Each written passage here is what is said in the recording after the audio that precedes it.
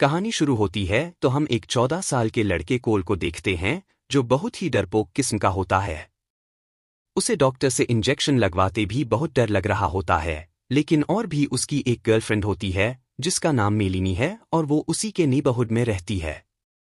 अब यहाँ मेलिनी के फादर उसे एक स्पोर्ट्स कार में लेने आते हैं और फिर कोल खुद ही चलकर अपने घर की तरफ जाने लगता है।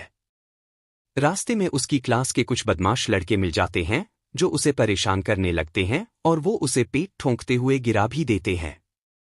तभी वहां पर एक बहुत ही खूबसूरत लड़की आती है जो उन बच्चों को डांट कर वहां से भगा देती है और वो कोल को कार में बैठाकर घर ले जाने लगती है क्योंकि वो कोल की बेबी सिटर होती है जिसका नाम भी है।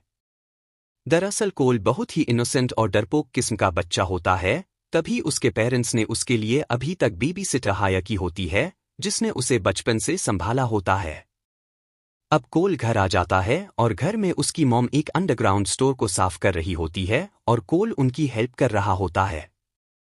तभी वो अपनी मॉम से पूछता है कि अंदर तो बहुत सारी मकड़ियां हैं और उन्हें उनसे डर क्यों नहीं लग रहा।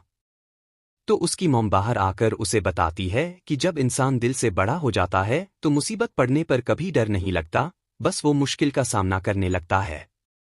अब कोल अपने डैड के साथ ड्राइविंग क्लास भी लेता है। उसके बाद उसके मॉम डैड कुछ दिन के लिए वैलेंटाइन मनाने बाहर जा रहे होते हैं और वो कोल के साथ बी को बेबी सिटर छोड़ जाते हैं और उसे कोल का अच्छे से ख्याल रखने को कहते हैं। अब उनके बाहर जाते ही वो दोनों घर को एक डिस्को बनाकर खूब सारा हंगामा करने लगते हैं, यानी कि वो दोनों बहुत अच्छे दोस्त हैं और उनकी अच्छी बॉन्डिंग है। लेकिन कोल के साथ आगे जो होने वाला है वो उसने कभी भी नहीं सोचा होगा। अब अगले सीन में मेलिनी के साथ स्कूल जा रहा होता है। तभी मेलिनी उससे कहती है कि क्या तुमने कभी सोचा है कि तुम्हारी बेबी सिटर तुम्हारे सो जाने के बाद क्या क्या करती होगी। तो कोल जवाब देता है कि नहीं। तो मेलिनी उससे कहती है कि मैंने तो कई मूवीज में देखा है कि बच्चों के सो जाने के बाद बेबी सिटर्स अपने बॉयफ्रेंड्स को बुलाकर बहुत मस्ती करती हैं। तो कोल कहता है कि शायद ऐसा होता हो, लेकिन मैंने कभी नहीं देखा ऐसा कि बी मेरे सोने के बाद क्या करती होगी। तो मेलिनी कहती है कि क्यों न तुम आज रात देखो कि बी आखिर क्या क्या करती है। तो कोल सोचने लगता है। अब अगले सीन में हम देखते हैं कि आज रात भी काफी मस्ती करने के बाद बी और कोल अब थक जाते हैं और कोल अपने रूम में सोने चला जाता है। और वो मेलिनी को कॉल करके कहता है कि वो आज रात जरूर देखेगा कि बी उसके सोने के बाद आखिर क्या करती है। और अब वो 1 घंटे के बाद उठ जाता है और जाकर चुपके से देखता है तो बी के पास और भी लोग आए होते हैं, जिसमें बी के अलावा 3 लड़के और 2 लड़कियां होती हैं। और वो सब मिलकर ट्रूथ और डेयर गेम खेल रहे होते हैं। अब कोल ऊपर से बैठकर तसल्ली से उन्हें देखने लगता है। फिर गेम में बी को सबको किस करने का डेयर मिला होता है, तो वो सबको एक एक करके किस करने लगती है। और एंड पर वो सैमुअल नाम के एक लड़के को किस करने वाली होती है, लेकिन वो बहुत घबरा रहा होता है क्योंकि उसने पहले कभी किसी को किस नहीं किया होता। तभी भी उसे किस करती है और अपने पीछे से 2 बड़े नाइफ निकालकर सैमुअल के सिर में मार देती है। ये सब देखकर कोल हक्का बक्का रह जाता है। उसके पैरों के नीचे से तो जमीन ही खिसक जाती है। लेकिन वो खुद को कंट्रोल करके अब उनके आगे की हरकतें देखने लगता है। वो लोग सैमुअल को एक शैतान से सौदा करने के लिए मारते हैं और फिर वो लोग एक बड़ा सा बॉक्स वहां लाते हैं और बी उसमें से एक पुरानी किताब निकालती है और वो बताती है कि ये किताब 900 साल पुरानी है और पूरी दुनिया में ये बस एक ही बची है। अब वो उसे वापस बंद करने लगती है और उन सभी को कहती है कि अभी इसका वक्त नहीं आया, पहले हमें ऊपर पड़े कोल का ब्लड भी चाहिए। ये सुनकर कोल की हालत और ज्यादा पतली हो जाती है। एक तो उसने सैमुअल की हालत देखी थी कि उन लोगों ने क्या किया है, दूसरा अब वो उसके लिए आ रहे थे। अब वो भागता है और अपने रूम में जाकर पुलिस को कॉल कर देता है और उन्हें सब कुछ बता देता है। अब उसे पता था पुलिस को आने में टाइम लगेगा, तो वो एक चादर को बांधकर खिड़की खोलकर भागने की तैयारी करता है। तभी उसे सबकी ऊपर आने की आवाज आती है और वो अपने बिस्तर में घुसकर सोने की एक्टिंग करने लगता है। फिर वो सभी लोग उसके रूम में आ जाते हैं और वो कोल की बॉडी से एक इंजेक्शन से थोड़ा सा ब्लड निकालने लगते हैं, लेकिन कोल टस से मस नहीं होता। फिर सबको भी कहती है कि हमें अभी के लिए बस इतना ही चाहिए। और फिर वो सब वहां से जाने लगते हैं। लेकिन बी देखती है कि विंडो खुली है और वो थोड़ा हैरान होती है और एक स्माइल के साथ वहां से चली जाती है। तभी उनके जाने के बाद कोल उठता है और विंडो से चादर लटकाकर वहां से खिसकने लगता है। लेकिन उसके पीछे भी आ जाती है। उसे पता चल गया होता है कि कोल उठा था। लेकिन तभी कोल को चक्कर आते हैं और वो वहीं गिर जाता है। उसे ब्लड निकालने की वजह से वीकनेस हो गई थी। अब जब उसे होश आता है तो कोल नीचे सबके सामने अपने आप को कुर्सी पर बंधा पाता है। अब भी उससे पूछती है कि वह बाहर क्या करने जा रहा था, तो कोल बिल्कुल मासूम बनकर कहता है कि वह मेलिनी से मिलने जा रहा था, लेकिन कोई उसकी बात पर यकीन नहीं कर रहा होता। तभी वह सबसे बात करता हुआ अपनी पॉकेट नाइफ से हाथ की रस्सी खोलने की कोशिश कर रहा होता है, जो एक साथ ही पास रखे शीशे में सबको साफ दिखाई दे जाता है। अब भी उससे पूछती है कि अगर वह मेलिनी से मिलने जा रहा था तो वह पॉकेट नाइफ क्यों लेकर फिर रहा है। अब यहाँ कोल ढीला पड़ जाता है और सबको कहता है कि उसे प्लीज जाने दें, वह किसी को कुछ नहीं बताएगा।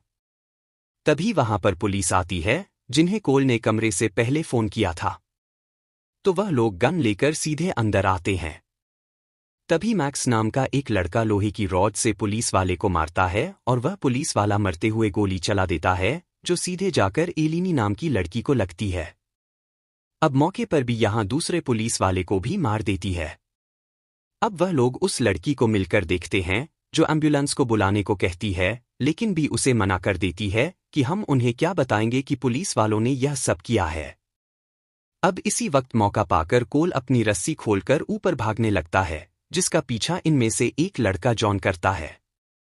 लेकिन जब वह ऊपर पहुंचता है तो कोल वापस मुड़कर उसे धक्का देता है, जिससे उस लड़के का पैर एक टॉय के ऊपर आता है और वह स्लिप होकर ऊपर से सीधे नीचे गिरकर मर जाता है। और डरपोक कोल का अब यह पहला शिकार था। उसे अपने हाथों पर यकीन नहीं होता।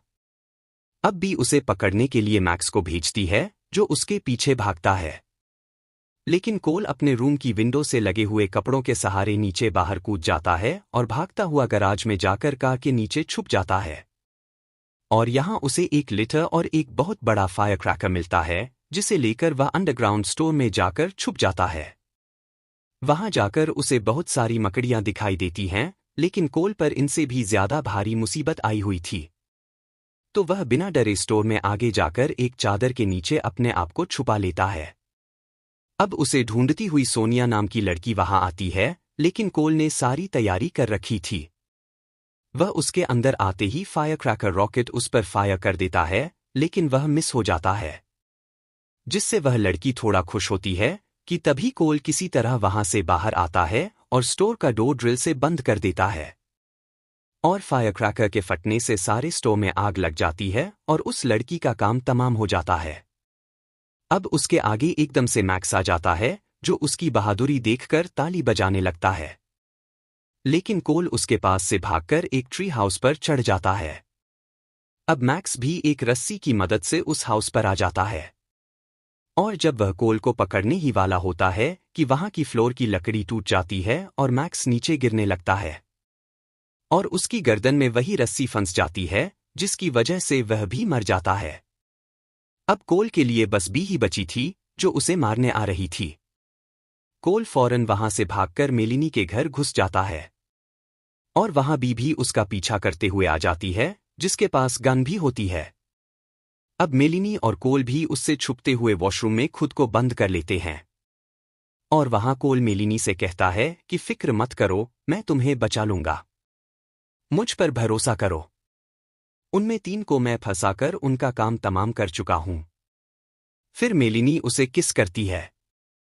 अब कोल को तो इसके बाद बहुत हिम्मत आ जाती है। और वह बाहर जाकर चिल्लाने लगता है कि बी कहाँ हो? हिम्मत है तो मुझे मार कर दिखाओ। फिर वह अपने घर आ जाता है, जहां बी भी आ जाती है और उसके पास गन होती है। और वह कोल से कहती है कि फिक्र मत करो, मैं तुम्हें अभी नहीं मारूंगी। तभी कोल की नजर उस पुरानी किताब पर पड़ती है। तो वह उसे उठा लेता है। साथ एक लिटर भी उठा लेता है। और बी को कहता है कि मेरे पास आई तो मैं इसे जला दूंगा।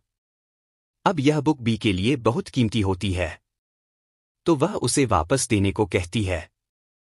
लेकिन कोल अब वह मासूम कोल नहीं रहा था।